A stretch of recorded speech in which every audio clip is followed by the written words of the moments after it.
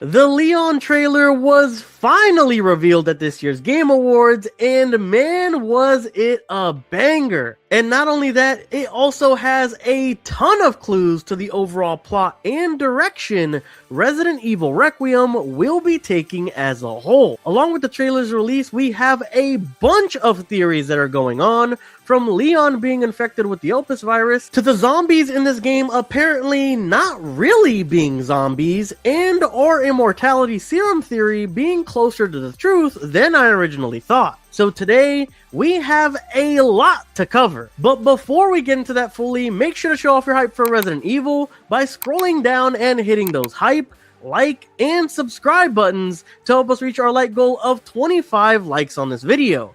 And so you don't miss out on any Resident Evil Requiem news as it comes out. Also, consider becoming a member of the channel to be listed and have your approved and chosen images shown at the end of videos, just like this one. Now, without further ado, let's start off with breaking down the trailer and then getting into our theories afterwards. Starting off with the trailer, we get the opening shot having Grace open the door and being greeted by who we now know is Victor, who seems to be the central antagonist in the story as of right now, in a scene which we've seen in almost every trailer leading up to this point, with him sitting next to the fireplace with his back towards the camera, where he essentially tells her, after a lot of time and effort, it's finally coming together and she's the one that he's been looking for. Of course, if you checked out my theory video released before this, you know he's more than likely talking about Grace's blood, in order to make another refined version of Elpis. We'll get more into this a little later. We then get someone on a comms line who we later learn is talking to Leon, just like Hunnigan used to, but the voice sounds different for sure. A lot of people are thinking it's Sherry. Personally, I'm more on the Ashley side, because if you played Resident Evil 4 Remake, there was a certain scene on an elevator with her where she asks if maybe later she could help Leon in his future endeavors. And if you remember her from the remake, yeah, she's probably not fit for combat, so sitting behind the desk and giving directions is probably the best that she could do. But not only that, the person later on also has a little bit of a shakiness or nervousness to their voice, making it seem like it might be someone newer or more unfamiliar with what's going on, locking it in for me that this for sure is not Hunnigan at the very least. But besides the voice, they are saying something that is super important, which is talk to me. Is this one like the others? And it's not post-mortem lividity, which if you don't know, post-mortem lividity is when the blood pools in a certain section of the body after death due to gravity, depending on how the body was laid out when the death actually occurred. It happens very shortly after death and helps investigators actually determine the time and position the body was in when the death happened. It doesn't seem super important right now, and we are dealing with quote-unquote zombies, so it sounds pretty normal, right? I'll get into why it might not be a little bit later, so for now, just keep that in mind. We then get what seems to be another throwaway line about an officer that's gone missing, but in my opinion, it's pretty important, and even hints as such by cutting away to the scene we've seen in a previous trailer of Grace trying to get access to a crime scene, and having to go through an officer, which is probably the one that went missing that the voice is currently telling Leon about. We then see someone who we assume to be infected, maybe even the officer in question, coughing up blood and some of their teeth, which could be one of the major signs that they are far along in the infection with this new Elpis Presley virus. After that, we get a voice line from Victor telling Grace, "Through you, Elpis can finally be set free," where of course them needing her blood to perfect, activate, or accelerate Elpis how they want is being explained to Grace and at the same time the player. During this scene, we have a lot of files coming onto screen, teasing the creation and events Elpis has undergone, including a majorly redacted file to the White House Chief of Staff, who apparently was in on the whole thing, and as seen at the end, may have had something to do with the reason Raccoon City's incident happened in the first place. Cutting back to the night crime scene, we get the confirmation that the antagonist's name is Victor, and we actually see Leon's Porsche for the first time right here. If you haven't seen it already, people have been quick to point out that Leon's Porsche's license plate has the number of every main series game he's been a part of so far, although no one has a clue if ND equals has any reference to it.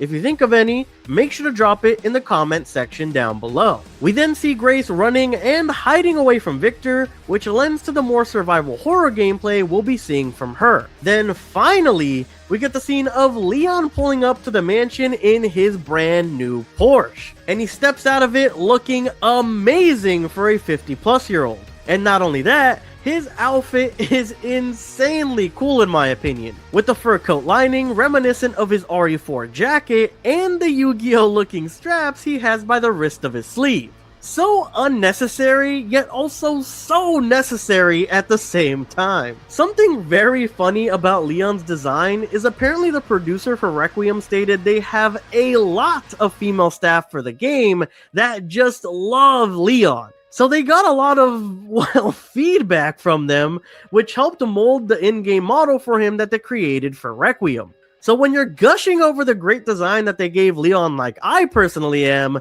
make sure to thank the ladies of the Capcom staff for that one. Also, if you didn't know already, Resident Evil Requiem and Porsche do have an official partnership for the game.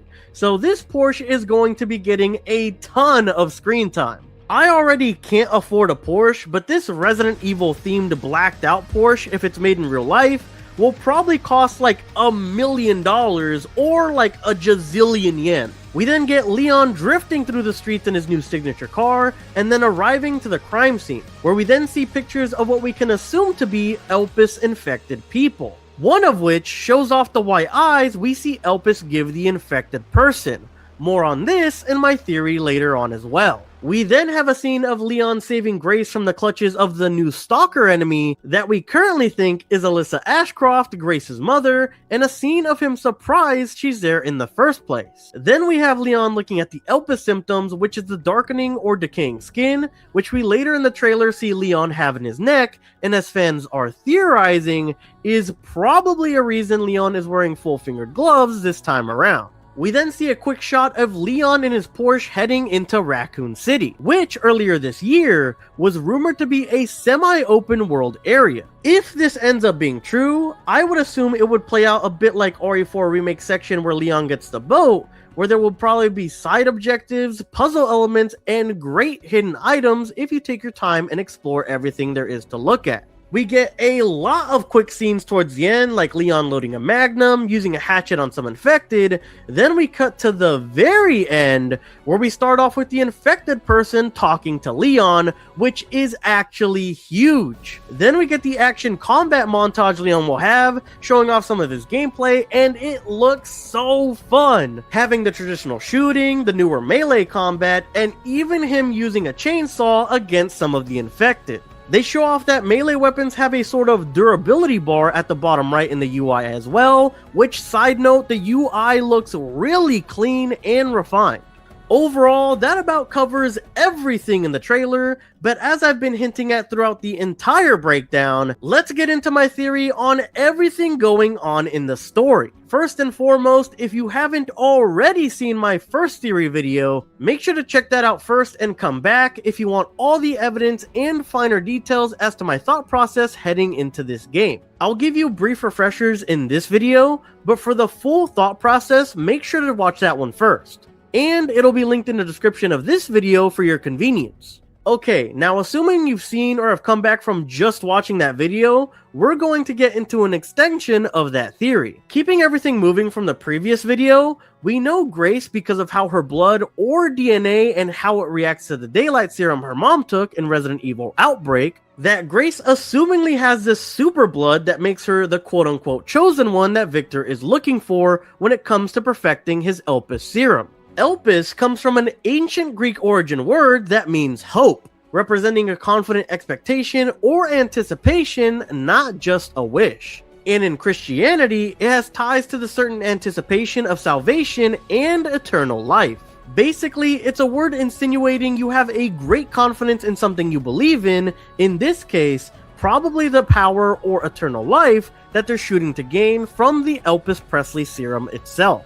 Because of the root word origin, and because we know these serums are always like a personification of wanting more power, control, or self-enhancement, I truly believe Elpis is basically supposed to be an immortality serum, or something that's supposed to, at least, keep your body alive forever. By this I mean when it comes to your bodily functions like your heart or your other organs, and we'll get into why in a second. Because we also have another clue for this because of the not post-mortem lividity comment from the communication with Leon earlier in the trailer. Basically, what I'm trying to get at is the zombies in this game aren't actually zombies, I think, but probably are infected with an unrefined Elpis serum that has them in a sense alive, but for some reason or another, it also turns you into a flesh-eating zombie that further spreads this Elpis virus. We see the infected Elpis people in the game have white eyes. We see this from the little planning board that Leon essentially has where you see the white pupils, and also from the zombie that talks to Leon at the end of the trailer. These white eyes are probably hinting that the serum uses the Daylight Serum or a version of the Daylight Serum to try and copy what they're in need of to get the version of Elpis that they want. But more than likely, this caused the unrefined version of Elpis to fail, as you'll ultimately need someone born from someone who took the serum, which in this case is Grace herself. We also get a major clue of this possibly being the case from one of the final scenes being the zombie that talks to Leon. Most zombies aren't able to straight up talk, but this one for some reason could. This unrefined serum is essentially another virus, but it's made with the intent to be a sort of way to gain immortality. As with the looks of Victor's body and the major scarring, he just has to have a ticking clock that's about to run out of time when it comes to his actual body itself. Another theory that I have is that Grace's boss, somehow, someway, might be in on this Elpis project. We know that the White House Chief of Staff was involved through the doc in the trailer, so it's not too much of a reach that the director or head of the FBI would be in on it as well. The reason I think he's in on it is, again, because of the communication line being given to Leon. The one I'm referencing is where they only mention that the officer has gone missing and not the fact that Grace has gone missing as well. Think about it. When Leon saves Grace in the trailer, he is also very surprised that an FBI agent or Grace is there at all. And these were essentially direct orders from her boss to go investigate this particular case, because in the official reveal trailer for the case, he pulls her off of her current ones to go investigate this one. So maybe she wasn't actually supposed to be there and was never officially put on the case, and also wasn't reported as missing by her superior, which in itself is super odd. They almost never let officers, investigators, or detectives ever get in cases in which emotions may cloud their judgment or make them obsessed with the case. You see it in every movie or show in which something like that happens. You're too involved. Can you separate yourself from the case? Or you were too close to the victim. These are all the types of lines you hear in movies when the person is being excluded when being too close. So you're telling me the head of the FBI is just doing it out of nowhere, by the way, without her asking at all, just for her to accidentally be right in the crosshairs and perfect opportunity for her to get captured by Victor? I just don't buy it. Let alone the first time I saw the reveal trailer, I actually was laughing a bit, joking that it was just so weird to me that the boss would so casually essentially be like, I think it's about time you got over your traumatic and sudden death of your mother that happened when you were a child. Go investigate the stuff happening at that exact same location on your own. I need your eyes on this one. It just doesn't make any sense in my opinion.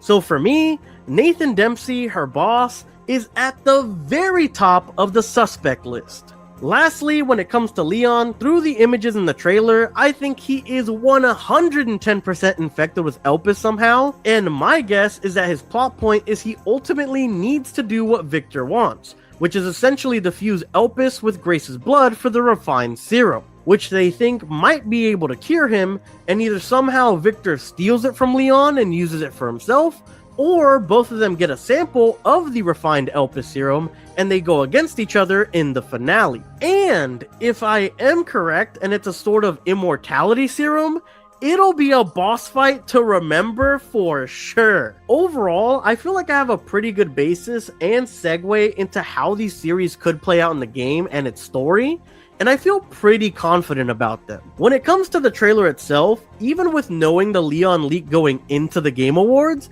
it was an awesome trailer regardless in my opinion, and was what fans have been waiting to see. We got some more gameplay showcase, a confirmation on Melee being in the game, and 2 different playstyles confirmed. A more action-oriented Leon side, and a more survival horror scary vibes Grace side. I'm super excited to see what some of these post-trailer interviews will tell us about the game further, and to see what they have in store for us in likely the final big reveals coming to us in January before the game's release. Here's hoping for more characters from the series showing up for the bookend to this Raccoon City chapter of Resident Evil. Claire, Jill, Ada, and Carlos, I'm looking at all of you guys. But guys, that's all I have for you all today. Let me know if you like the trailer and Leon's new look, if you guys think I'm onto something with my theories on the plot, and if you think we're gonna see even more familiar Raccoon City characters in the next reveal in the comment section down below. For everyone who's made it this far, thank you so much for making it to the end of the video. As always, your support through your viewership, liking, and subscribing is always greatly appreciated and helps me out tremendously against the Elpis threat that is the YouTube algorithm. Thank you guys so much for watching, and I hope to catch you guys next time. Peace!